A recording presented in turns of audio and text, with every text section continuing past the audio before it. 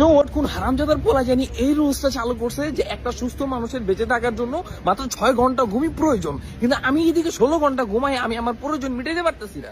আমার বাপে তো ভাই প্রতিদিন আয়া কয় আইনস্টাইনে 6 ঘন্টা ঘুমাই, তো তুই কি লিখে 16 ঘন্টা ঘুমাই? ভাই আইনস্টাইনে কেউ ভালো কয়? আইনস্টাইনে কি করছে? হালালুর মাথার উপর আপেল পড়ছে নাকি বাল পড়ছে, অয় আয়া কাহিনী শুরু করে দিছে, অয় একটা সূত্র বানাইছে, এই করছে এই করছে। আর ওরা কি মানছে ভালো করে? তো মানছে ভালো করে না, তো সবাই এসে বর্ধা করে। আমি তো মানছি তুই বর্ধা নিতে চাইতেছি না, আমি তো চাইছি ভাই সুস্থ সবল মানুষ হিসেবে বেঁচে থাকতে। আমার ঘুমাইতে দে না, আমার ঘুমাইতে দিব না।